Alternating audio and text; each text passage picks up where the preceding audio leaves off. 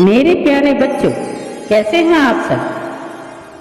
मेरे बच्चों, प्रेम से बोलिए राधे राधे और प्रेम से बोलिए ओम साई राम, ओम साई राम, ओम साई राम। जय माता दी। मेरे बच्चों, माँ ने यह क्या किया। मेरे बच्चों, माँ ने महिलाओं के लिए ये क्या कहा, आइए जानते हैं। इससे पहले मेरे बच्चों, साई संदेश चैनल में आप सभी का बहुत बहुत स्वागत है। मेरे बच्चों, अगर आप नए हैं तो हमारे चैनल पर जुड़ने के लिए आप सब्सक्राइब कर लीजिए। अगर आपके मन में कोई प्रश्न है, कोई बात जानने की इच्छा है तो आप कमेंट जरूर कीजिए मेरे बच्चों, और इसे ज़्यादा से ज़्यादा शेयर करें मेरे बच्चों।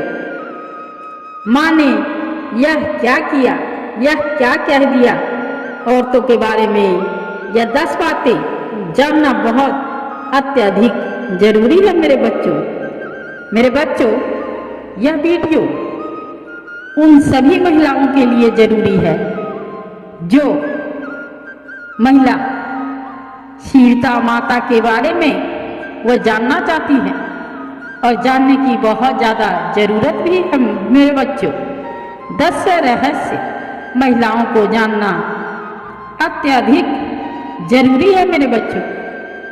माता ने पौराणिक काल में ऐसी कई महिलाएं हुई हैं जिन्हें हम आदर्श और उत्तम चरित्र की महिलाएं मानते हैं मेरे बच्चों, लेकिन उनमें से सर्वोत्तम है माता सीता। जैसे श्री राम को पुरुषोत्तम कहा गया है, उसी तरह माता सीता भी महिलाओं में सबसे उत्तम है मेरे बच्चों। इनके कई कारण हैं, आओ जानते हैं और कुछ समझते हैं सीता माता के बारे में। वह 10 रहस्य क्या है मेरे बच्चों। धर्म शास्त्रों में ऐसी ही अनेक गृहस्थ और पवित्रता स्त्रियों के बारे में लिखा गया है मेरे बच्चों, जो आज भी हर नारी के लिए आदर्श और प्रेरणा है। अनेक लोग माता सीता के जीवन को संघर्ष से भरा भी मानते हैं, लेकिन असल में उनके ऐसे ही जीवन में हर कामकाजी या गृहस्थ स्त्री के लिए बेहतर और संतुलित जीवन के अनमोल सूत्र छिपे हैं मेरे बच्चों। आइए और जानते हैं ये पहला सूत्र और पहली बात क्या है। कौन है सीता माता की माता पिता। देवी सीता माता को सभी जानते हैं मेरे बच्चों। मिथिला के राजा जनक की ज्येष्ठ पुत्री थी, इसीलिए उन्हें जानकी भी कहा जाता है। वाल्मीकि रामायण के अनुसार एक बार मिथिला में पड़े भयंकर सूखे से राजा जनक बेहद परेशान हो गए थे मेरे बच्चों। तब इस समस्या से छुटकारा पाने के लिए उन्हें एक ऋषि ने यज्ञ करने और धरती पर हल चलाने का सुझाव दिया। उस ऋषि के सुझाव पर राजा जनक ने यज्ञ करवाया मेरे बच्चों। आगे और गौर से सुनिए मेरे बच्चों, ध्यान पूर्वक सुनिए, चित्त मगन होकर सुनिए मेरे बच्चों माता सीता के बारे में, ताकि आपको पता चले। और उनके बाद राजा जनक धरती जोतने लगे, तभी उन्हें धरती में से सोने की डालियां में मिट्टी से लिपटी हुई एक सुंदर कन्या मिली। उस कन्या को हाथों में लेकर राजा जनक ने उसे सीता नाम दिया और उसे अपनी पुत्री के रूप में अपना लिया। मेरे बच्चों, यह रहस्य आज भी बरकरार है कि सीता के माता पिता कौन हैं।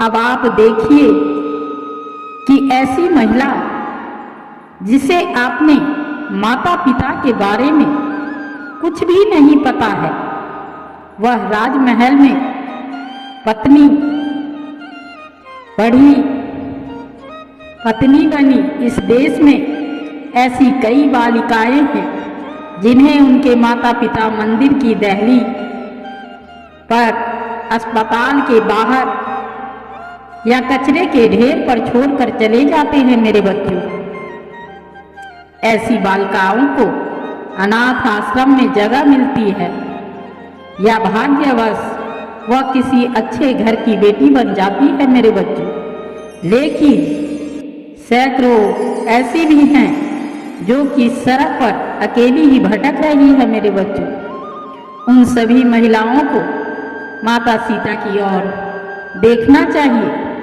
और हौसला रखना चाहिए। मेरे बच्चों, दूसरी बात और दूसरी वचन यह है, राम सीता का विवाह ये तो सभी जानते हैं। यदि मन में श्रेष्ठ के चयन की दृढ़ इच्छा है तो निश्चित ही ऐसा ही होगा। मेरे बच्चों, सीता स्वयंवर तो सिर्फ एक नाटक था। असल में सीता ने राम और राम ने सीता को पहले ही चुन लिया था। मेरे बच्चों, मार्ग शीर्षक अगहन मास की शुक्ल पक्ष की पंचमी को भगवान श्री राम तथा जनक पुत्री जानकी सीता का विवाह हुआ था। मेरे बच्चों, तभी से इस पंचमी को विवाह पंचमी पर्व के रूप में मनाया जाता है। मेरे बच्चों, निश्चित ही आज के दौर में किसी पुरुष में राम दृढ़ मुश्किल है, लेकिन इतना भी मुश्किल नहीं है एक पत्नी व्रत धर्म का जो पालन करे। और सातवीं बात यह है, बचनों को जो गंभीरता से ले उसी से विवाह करना चाहिए। महिलाओं को विवाह तो ऐसे ही व्यक्ति से करना चाहिए मेरे बच्चों, जो कि थोड़े बहुत संस्कारों का पालन करता हो और निवर्सनीय हो। यह महिला आदर्श पुरुष की बजाय मॉडर्न पुरुष का चयन कर रही है। मेरे बच्चों, तो यह रिक्स होता है। साथ ही वह समाज में नए प्रचलन को जन्म दे देगी। हो सकता है कि तब जिंदगी एक समझौता बन जाए। मेरे बच्चों, तीसरी बात यह है, असाधारण पवित्रता। यह बहुत ही आश्चर्य है कि वनवास श्री राम को मिला, लेकिन माता सीता भी उनके साथ महलों के सारे सुख धन और वैभव को छोड़कर चल दी, सिर्फ इसीलिए कि उन्हें अपने पतिव्रत धर्म को निभाना था। इसीलिए भी कि उन्होंने 7 वचन साथ में पढ़े थे। उस काल में वन बहुत ही भयानक हुआ करता था। मेरे बच्चों, वहाँ रहना भी बहुत कठिन था, लेकिन माता सीता ने राम के साथ ही रहना स्वीकार किया। निश्चित ही पति को अपनी पत्नी के हर कदम पर साथ देना जरूरी है। मेरे बच्चों, उसी तरह पत्नी का भी उसके पति के हर सुख और दुख में साथ देना जरूरी है। मेरे बच्चों, कोई महिला यदि अपने पति के दुख में दुखी और सुखी में सुखी नहीं होती है तो उसे सोचना चाहिए कि वह क्या है। आदर्श और उत्तम दाम्पत्य जीवन शिव पार्वती और राम सीता की तरह ही हो सकता है। मेरे बच्चों, चौथी बात या प्रश्न यह संदेश है। सिर्फ गृहिणी नहीं, कामकाजी भी। माता सीता सिर्फ गृहिणी ही नहीं थी, अर्थात घर में रहकर रोटी बनाना या घर के ही काम काज देखना, वे प्रभु श्री राम के हर कार्य में हाथ बटाती थी मेरे बच्चों। इस तरह वह एक कामकाजी महिला भी थी। श्री राम जहाँ रुकते थे वहाँ वह तीनों लोगों के रहने के लिए एक कुटिया बनाते और खुद के कपड़े बनाते, जलाने की लकड़ियाँ इकट्ठी करते और खाने के लिए कंद मूल तोड़ते थे। उस सभी कार्यों में लक्ष्मण सहित माता सीता उनका साथ देती थी मेरे बच्चों। पांचवी संदेश या बात, सीता का साहस। सीता माता का साहस मेरे बच्चों यहाँ पर देखिए और इसे गौर से सुनिए मेरे बच्चों। माता सीता का जब रावण ने अपहरण कर लिया और उन्हें अशोक वाटिका में रखा, तब इस कठिन परिस्थिति में उन्होंने शील, सहनशीलता, साहस और धर्म का पालन किया था मेरे बच्चों। इस दौरान रावण ने उन्हें साम दाम दंड भेद तरह की नीति से अपनी ओर झुकाने का प्रयास भी किया था, लेकिन माता सीता नहीं झुकी, क्योंकि उनको रावण की ताकत और वैभव के आगे अपने पति श्री राम और उनकी शक्ति के प्रति पूरा विश्वास था मेरे बच्चों। लंकाधिपति रावण ने अपहरण करके 2 वर्ष तक माता सीता को अपनी कैद में रखा था मेरे बच्चों। इस कैद में माता सीता एक वाटिका की गुफा में राक्षस रानियों के पहरे में रहती थी मेरे बच्चों। छठी बात यह है, सीता का विश्वास। हनुमान जब लंका में अशोक वाटिका पहुंचे तो वह भगवान श्री राम की जो अंगूठी लाए थे वह सीता को दी। सीता माता बहुत खुश हुई मेरे बच्चों। उन्होंने अपने कष्ट को व्यक्त किया और आशंका और निराश भी जताई कि इतना विकल्प और इतना विलंब कैसे हो गया। हनुमान राम को आने में नाथ कभी भूले तो नहीं गए मुझे। सीता के मन की ऐसी स्थिति जानकर हनुमान ने कहा, माता राम को आने में, प्रभु को आने में थोड़ा विलंब हो रहा है। माता, यदि आपको लग रहा है कि वे समुंदर पार कर पाएंगे या नहीं, तो मैं आज ही आपको लेकर राम जी के पास चलता हूँ। हनुमान जी ने उन्हें अपनी शक्ति का भरोसा और परिचय दिया मेरे बच्चों। सीता हनुमान जी की शक्ति को देखकर अस्वस्थ हो गई, समझ गई कि यह वानर तब क्षण ही मुझे राम के पास ले जा सकता है।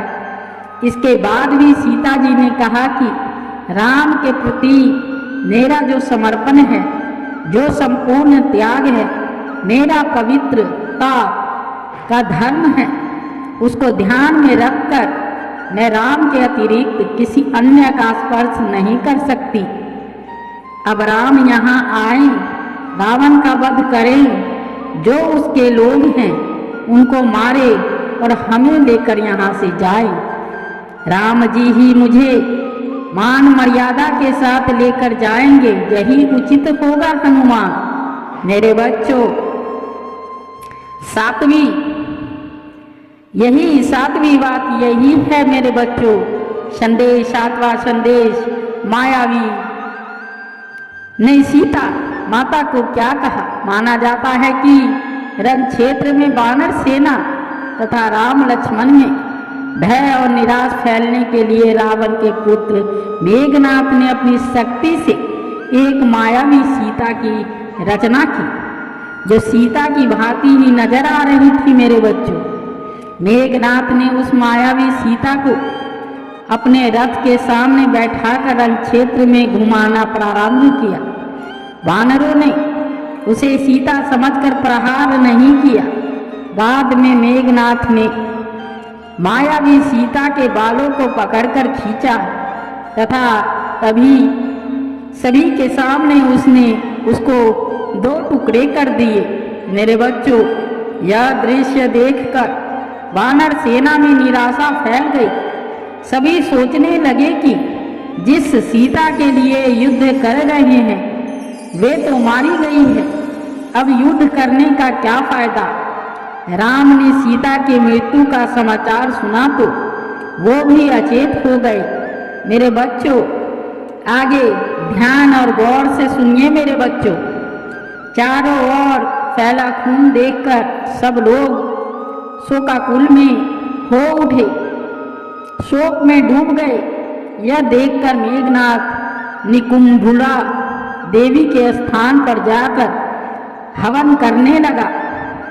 जब राम की चेतना लौटी तो लक्ष्मण और हनुमान ने उन्हें अनेक प्रकार से समझाया तथा विभीषण ने कहा कि रावण कभी भी सीता को मारने की आज्ञा नहीं दे सकता, अतः यह निश्चय ही मेघनाथ की माया का प्रदर्शन है। आप निश्चित रहिए, बाद में कुछ दिन युद्ध और चला और अंत में रावण मारा गया। मेरे बच्चों, 8वां सीता माता की अग्नि परीक्षा। मेरे बच्चों, यह संदेश सीता ने अग्नि परीक्षा दी थी या नहीं दी थी, यह सवाल अभी भी बना हुआ है। मेरे बच्चों, यह भी कहा जाता है कि उन्होंने अग्नि परीक्षा दी थी, लेकिन राम ने सीता का त्याग नहीं किया था। जिस सीता के बिना राम एक पल भी नहीं रह सकते और जिसके लिए उन्होंने सबसे बड़ा युद्ध लड़ा, उसे वो किसी व्यक्ति और समाज के कहने पर क्या छोड़ सकते हैं। मेरे बच्चों, राम जब सीता को रावण के पास से छुड़वाकर अयोध्या ले आए तो उनके राज्याभिषेक के कुछ समय बाद मंत्रियों और दुर्मूर्ख नामक एक गुप्तचर के मुंह से राम ने जाना कि प्रजाजन सीता की पवित्रता के विषय में संदिग्ध है, अतः सीता और राम को लेकर अनेक मनमानी बातें बनाई जा रही है। उस वक्त सीता गर्भवती थी। मेरे बच्चों, राम और अन्य से सीता से कहा कि समाज में बातें बनाई जा रही हैं, सभी कहते हैं कि अग्नि परीक्षा देनी पड़ेगी। माना जाता है कि राम और समाज द्वारा संदेह किए जाने के कारण सीता ने अपनी गिलनी अपमान और दुख से विचलित होकर चिता तैयार करने की आज्ञा दी। मेरे बच्चों, सीता ने यह कहा यद्यपि मन वचन और कर्म से मैंने सदैव राम को ही स्मरण किया है तथा रावण जिस शरीर को उठाकर ले गया था मेरे बच्चों, वह अब अवश्य था, तब अग्निदेव मेरी रक्षा करे। और फिर सीता माता ने जलती हुई चिता में प्रवेश किया। मेरे बच्चों, अग्निदेव ने प्रत्यक्ष रूप धारण करके सीता को गोद में उठाकर राम के सम्मुख प्रस्तुत करते हुए कहा कि वे हर प्रकार से पवित्र है। इस अग्नि परीक्षा के बाद भी जन समुदाय में तरह तरह की बातें बनाई जाने लगी। मेरे बच्चों, तब राम के समक्ष फिर से धर्म संकट उत्पन्न हो गया। मेरे बच्चों, 9वां संदेश यह है, वाल्मीकि आश्रम में सीता माता जब गर्भवती थी मेरे बच्चों, तब उन्होंने एक दिन राम से कहा, एक बार तपोवन घूमने की इच्छा व्यक्त की, किंतु राम ने वंश को कलंक से बचाने के लिए लक्ष्मण से कहा कि वे सीता को तपोवन में छोड़ आए। हालांकि कुछ जगह उल्लेख है कि श्री राम का सम्मान उनकी प्रजा के बीच बन रहे, इसके लिए उन्होंने अयोध्या का महल छोड़ दिया और वन में जाकर वाल्मीकि आश्रम में रहने लगी। वे गर्भवती थी मेरे बच्चों, और इसी अवस्था में उन्होंने अपना घर छोड़ा था। वाल्मीकि आश्रम से सीता ने लव और कुश नामक 2 जुड़वा बच्चे को जन्म दिया मेरे बच्चों। 10वीं बात और 10वां संदेश, बाबा ने ये संदेश आप औरों के लिए भेजा है मेरे बच्चों, जो माता रानी की तरफ से है। माता सीता के बारे में और अनेक स्त्रियां जब इनका करेंगी, इनकी बातों का ध्यान करेंगी, स्मरण करेंगी, इनका नाम लेगी, उनका काम सब बन जाएगा मेरे बच्चों। 10वां संदेश यह है माता सीता की तरफ से, सीता की मृत्यु। माता सीता अपने पुत्र के साथ वाल्मीकि आश्रम में ही रहती थी मेरे बच्चों। एक बार की बात है कि भगवान श्री राम ने अश्वमेघ यज्ञ का आयोजन किया। उस यज्ञ में वाल्मीकि जी ने लव और कुश को रामायण सुनाने के लिए भेजा। मेरे बच्चों, राम ने दोनों कुमारों से यह चरित्र सुना। कहते हैं कि प्रतिदिन वे दोनों 20 स्वर्ग सुनाते थे। उत्तरकांड तक पहुँचाने पर राम ने जाना कि वे दोनों राम के ही बालक हैं मेरे बच्चों। तब राम ने सीता को कहलाया कि यदि वह निष्पाप है तो यहाँ सभा में आकर अपनी पवित्रता प्रकट करे मेरे बच्चों। वाल्मीकि सीता को लेकर सभा में गए। वहाँ सभा में वशिष्ठ ऋषि भी थे। वशिष्ठ ऋषि ने कहा, हे राम, मैं वरुण का 10वां पुत्र हूँ। जीवन में मैंने कभी झूठ नहीं बोला। ये दोनों तुम्हारे पुत्र हैं। यदि मैंने झूठ बोला हो तो मेरी तपस्या का फल मुझे ना मिले। मैंने दिव्य दृष्टि से उनकी पवित्रता देख ली है। सीता हाथ जोड़कर नीचे मुख कर बोली, हे धरती माँ, यदि मैं पवित्र हूँ तो धरती फट जाए और मैं उसमें समा जाऊँ। जब सीता ने यह कहा तब नागों पर रखा एक सिंहासन पृथ्वी फाड़ कर बाहर निकला। सिंहासन पर पृथ्वी देवी बैठी थी। उन्होंने सीता को गोद में बैठा लिया। सीता के बैठते ही यह सिंहासन धरती में धंसने लगा और सीता माता धरती में समा गई मेरे बच्चों।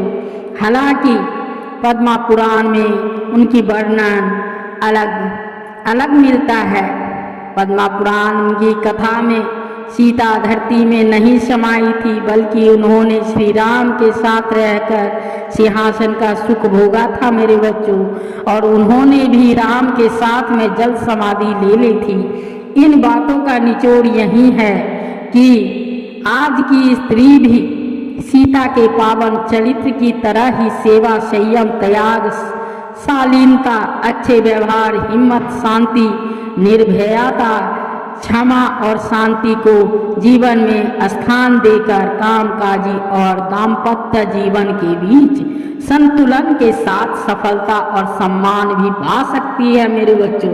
मेरे बच्चों, तो प्रेम से बोलिए जय सीताराम जी, जय सीताराम जी, जय सीताराम जी। ओम साई राम, ओम साई राम, ओम साई राम। मेरे बच्चों, सिर्फ नाम ही उनका काफ़ी है। सीता जी का नाम लेने से ही आपके जितने हैं, जितनी परेशानी है, औरतों की परेशानी सब दुख दूर होने वाली है। सिर्फ एक बार माता सीता का नाम लीजिए और प्रेम से, श्रद्धा से लीजिए, तो आपके जितने कष्ट हैं, जितने आपने बुरे कर्म कर रखे हैं पिछले, सारे सब दूर हो जाएंगे मेरे बच्चों। इसी के साथ धन्यवाद मेरे बच्चों। इस चैनल पर बड़े रहने के लिए आपको बहुत बहुत शुक्रिया, धन्यवाद मेरे बच्चों।